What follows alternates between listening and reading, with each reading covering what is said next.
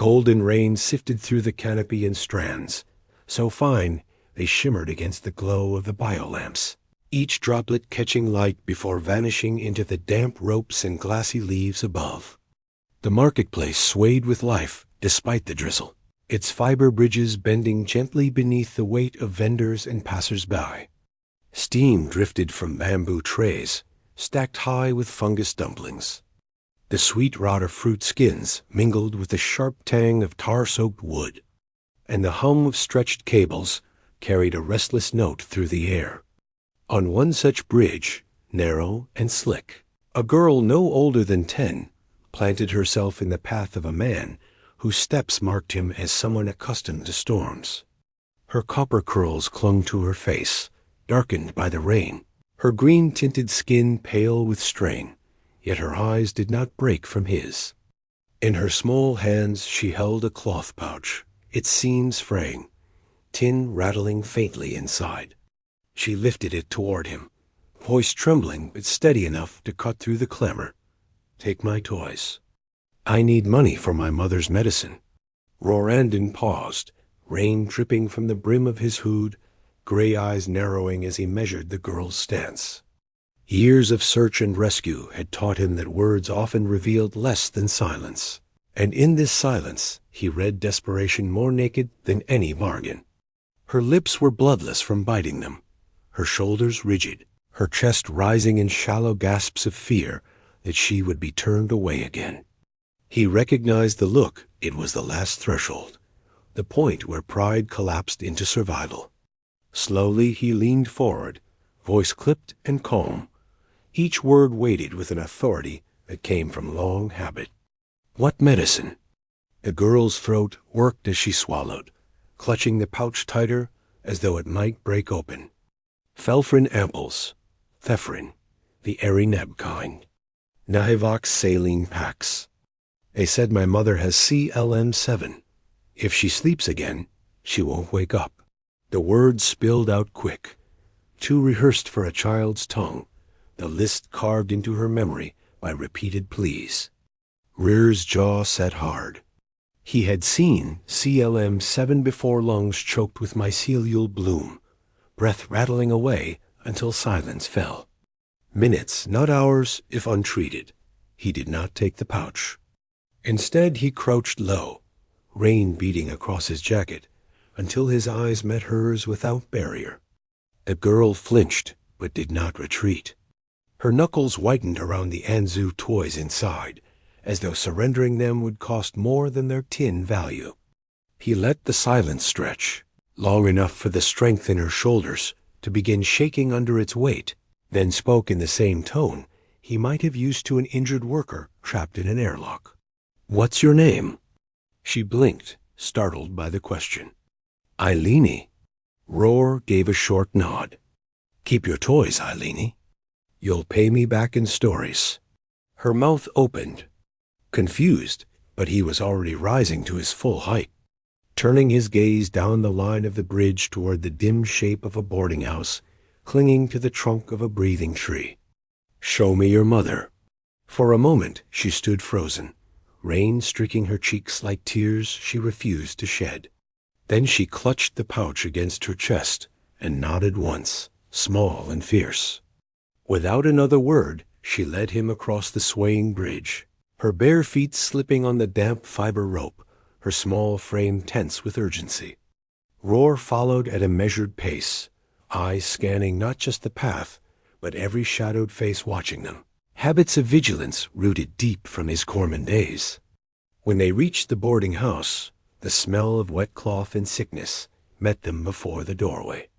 There, slumped against a thin mat at the threshold, lay Siri. Her copper hair clung in damp coils, her river silk wrap plastered to her body, her lips tinged gray-silver, each breath rattling shallow and wet, as if dragged through water. Even from a distance, Roar could hear the sound of lungs failing. Her eyes cracked open, unfocused, but when they found him, her lips trembled in a faint parody of a smile. Eileene dropped to her knees beside her, clutching her mother's hand with both of her own, the pouch of toys clinking faintly as it shifted against the floorboards. Roar stood in the doorway, rain dripping from his shoulders, the decision already made before he realized it. He had not come to buy toys. He had come to stop someone from dying while he stood there.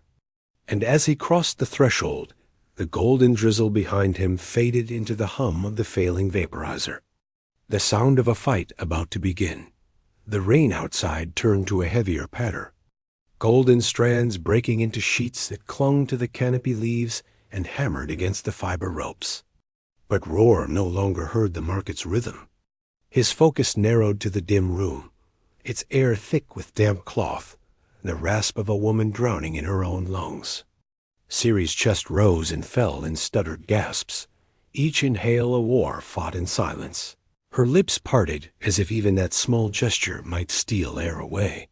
The cracked vaporizer beside her blinked a dead red, its chamber empty, its elastic seal half torn. Roar knelt without hesitation, his shadow falling across her as Eilini clutched at her hand, the girl's wide eyes flicking between him and the failing machine as if daring him to say what she feared.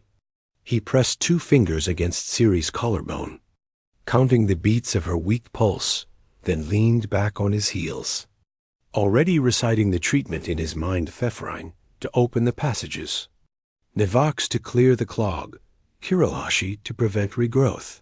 He knew the protocol by rote, but protocol required access, and access meant kinmark, which neither Ciri nor her daughter possessed. He rose with the same steadiness he had carried into breached habitats years ago, turned to the girl, and asked only, "Where's the nearest apothecary?" She swallowed hard, voice breaking. 3 bridges east. But they don't sell to us. No kinmark. Rare's reply came low and flat, a statement carved into stone. They'll sell to me. Eilini stumbled to her feet as he moved for the door, clutching the pouch of toys to her chest as if afraid to be left behind. The boarding housekeeper appeared then, arms folded, suspicion etched into every line of her face. No more free tabs. The human pharmacy won't give nebules without signature. You'll shame this house if you keep pushing it. Roar stopped, his gray eyes locking on her with the weight of a man accustomed to command. He didn't raise his voice. He didn't need to. She has CLM7, breathing failing at rest. If you want to explain to the ushers why you stood by, write it in your ledger. Otherwise, stay out of my way. The keeper faltered, muttered something beneath her breath, but retreated as he stepped out into the rain.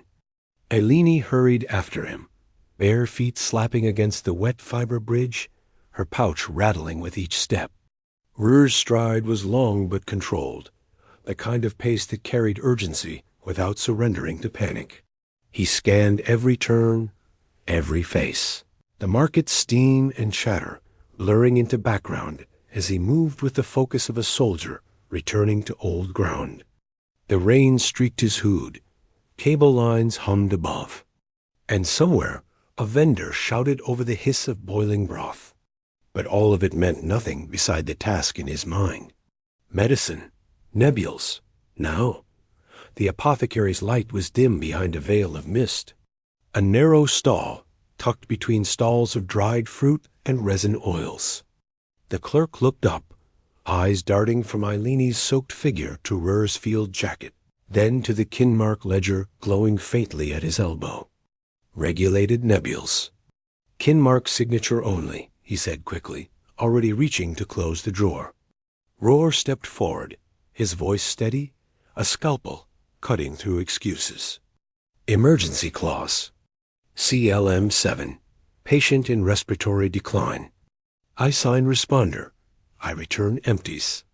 The clerk hesitated, glancing at the girl, then back at the man who spoke with no tremor of doubt. You're not on duty. Roar didn't blink. I never stopped. Silence stretched, heavy, until the clerk's hands moved with reluctant obedience, sliding open the drawer. Glass ampules clinked into a paper sleeve, joined by saline packs and a heat shawl folded rough. Roar added 2 blister packs of Kurelashi tablets, his presence brooking no refusal. The clerk pushed the bundle forward with a frown, but his eyes betrayed something else, a flicker of respect, or perhaps relief that the choice was not his to bear. Roar took the sleeve, turning without another word, the weight of it heavier than steel in his grip.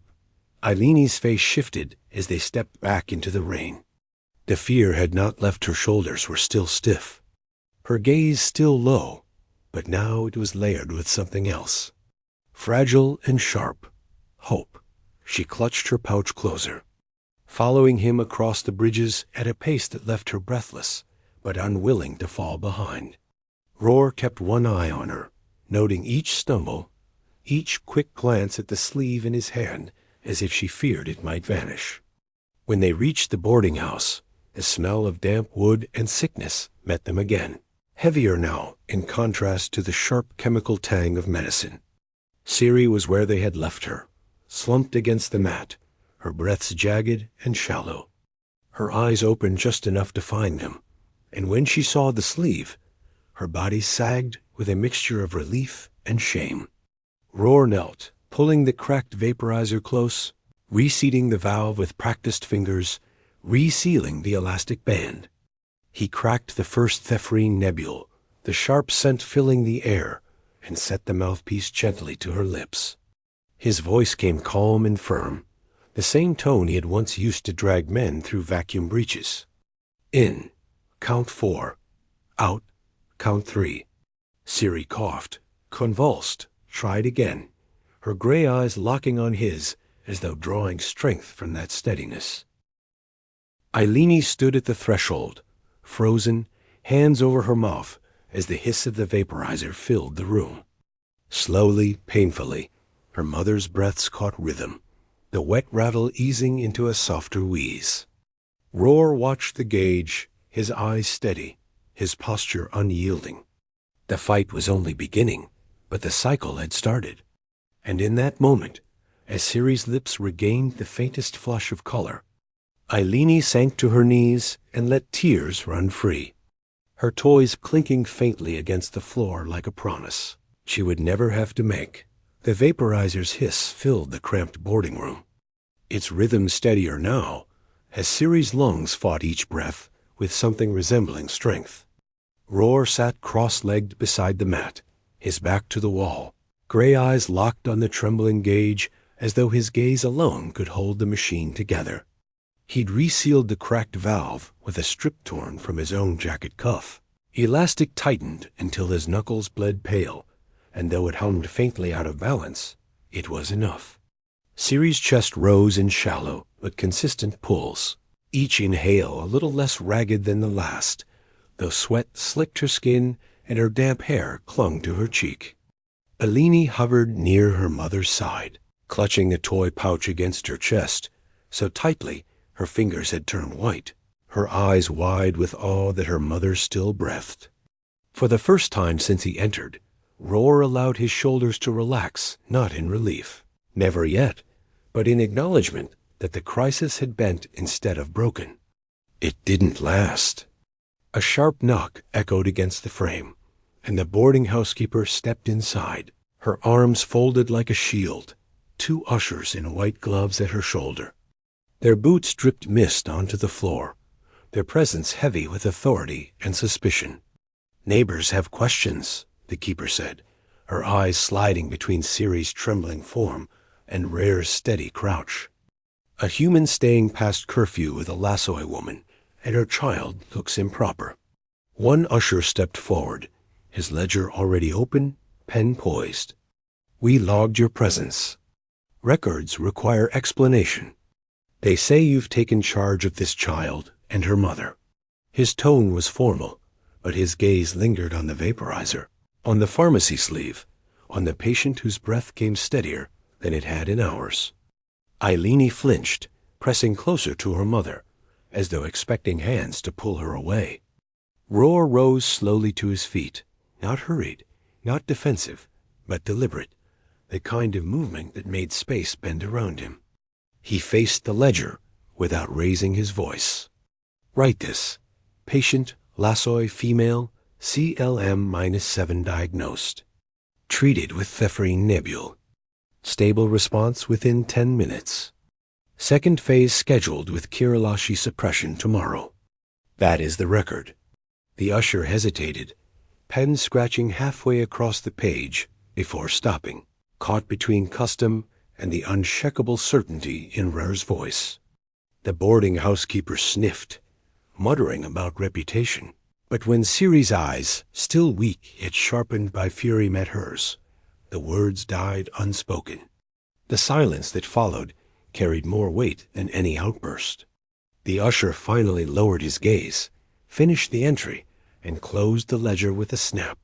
"We'll note it," he said, tone clipped.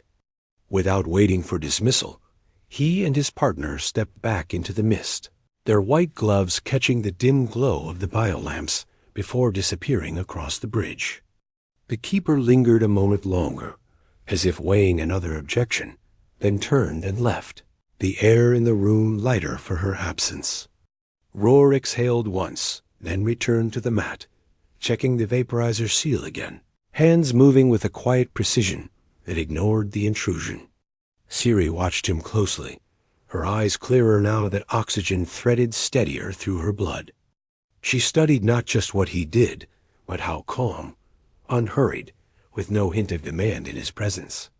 Her pride, which had bristled like armor when he first stepped into the room, softened at the edges. She tugged the shawl higher over her chest. Dignity clung to in every small gesture, but her gaze lingered on him as though recognition had replaced suspicion. "You act like you've done this before?" she rasped.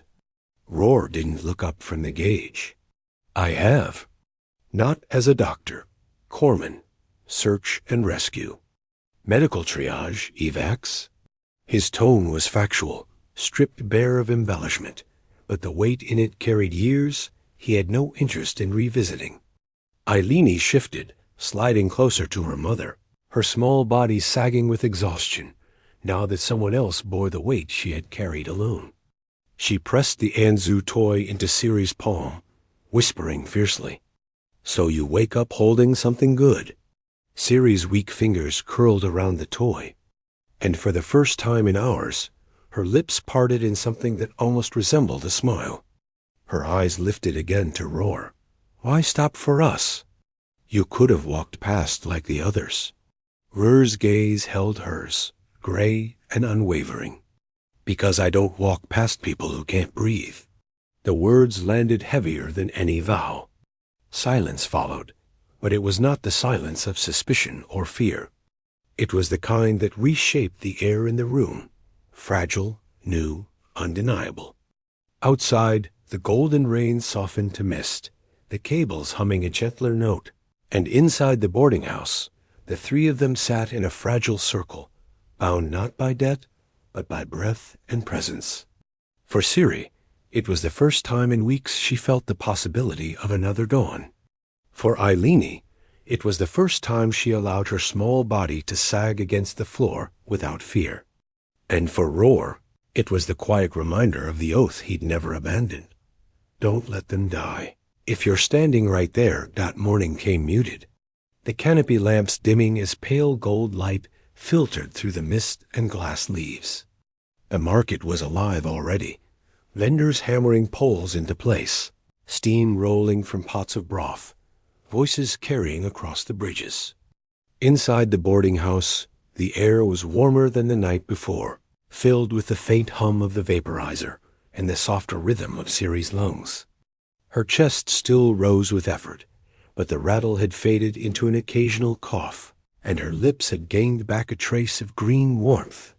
Eilini stirred first, rubbing her eyes with both fists before crawling to her mother's side, pressing her ear against her chest. She whispered something only children whispered when fear broke into relief. "She's breathing better." Ciri's hand rose, weak but steady, brushing her daughter's curls back from her damp forehead. Her gaze flicked to Roar, who sat at the threshold as he had all night, back straight against the frame, exhaustion hidden under the same calm that had steadied the room since he arrived. "You stayed," she said, her voice rough but no longer scraping raw. "I told you I would," he replied, matter of fact, as though presence required no explanation. By midday, Siri insisted on standing. Her pride was sharper than the fever that still lingered, and though her body trembled with the effort, she pulled the teal shawl tighter and lifted her chin. "I won't be pitied in a corner," she said, her voice steadier than her legs. Eileen clung to her hand, wide-eyed, ready to catch her, though she was a fraction of her mother's weight. Roar didn't argue.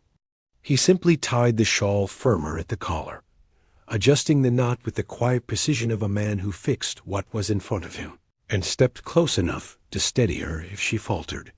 Together they stepped onto the fiber bridge, the ropes swaying beneath their feet, the golden rain speckling Siri's shoulders and darkening the shawl as it clung. Her breath caught on the damp air, but she did not stop. Vendors paused in their setup, some openly staring, others pretending to fuss with baskets, while their eyes flicked again and again to the human walking at her side. Two women at a dumpling stall whispered behind their palms, their words lost in steam, but their glances sharp. A cable worker muttered under his breath. Human shadow follows her now.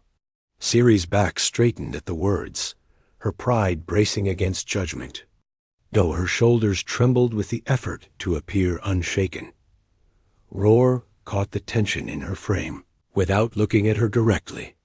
He didn't step in front of her to shield her, didn't break the line of sight with the neighbors.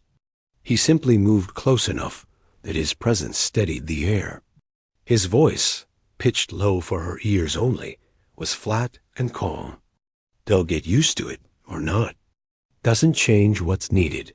Siri's lips twitched with a half-laugh, half-bitter sigh. "You speak as if you've stood in rooms like this before." He gave a small nod, eyes scanning the bridge, the stalls, the exits. "Plenty." Eileen tugged at her mother's shawl, pointing suddenly upward. "Look, bridge cats." Along a warm pipe above the stalls, a cluster of thin, long-tailed cats sprawled in the rising steam, their ears flicking lazily as they slept through the drizzle. For the first time, Siri let out a sound not choked by pain or pride, a soft laugh that coughed at the end, but still carried warmth. She leaned slightly on the rail, steadying herself, and for that small moment, the judgment of the market dulled into background noise.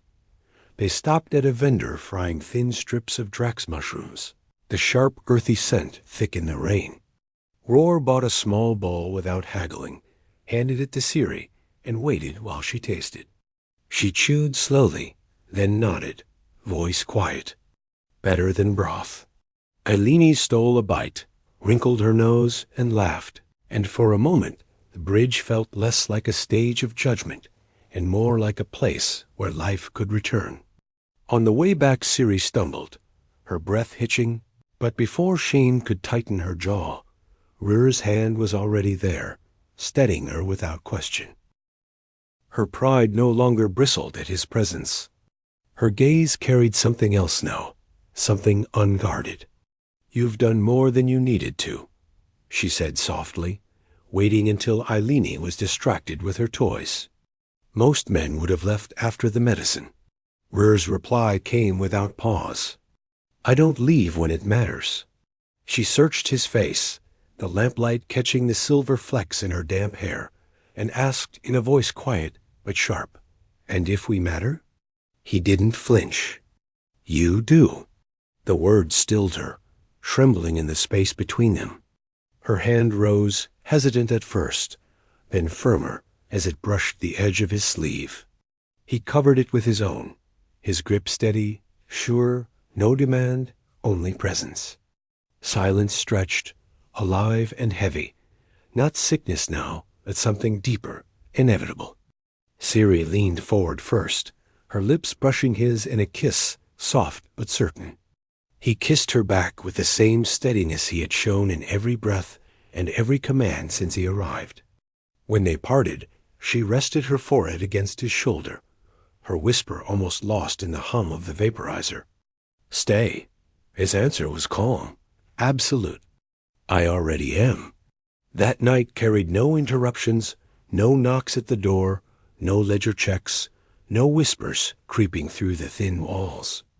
Only the rhythm of three people breathing together. Mother, child, and the man who had refused to walk past. Outside, the canopy rain thickened, drumming on glass leaves, but inside the room it was warmth that filled the air. Ciri's laugh came with dawn, unguarded, full, carrying across the bridge as she walked beside Roar, Eileene skipping ahead, toy pouch clattering at her side. Neighbors watched, but this time no one whispered. And in the silence that followed, it was clear. The story that had begun with desperation had ended with stability, with dignity, with chosen family. Yet, as Roar scanned the waking market, his eyes caught the flicker of an usher's ledger under a cloak, the seal of the Kinmark registry glinting faint in the mist. Something in his chest tightened. He knew this fight wasn't finished, that the sickness had been only the beginning. But for now, Ciri breathed, Eileene laughed, and he stayed. And that was enough.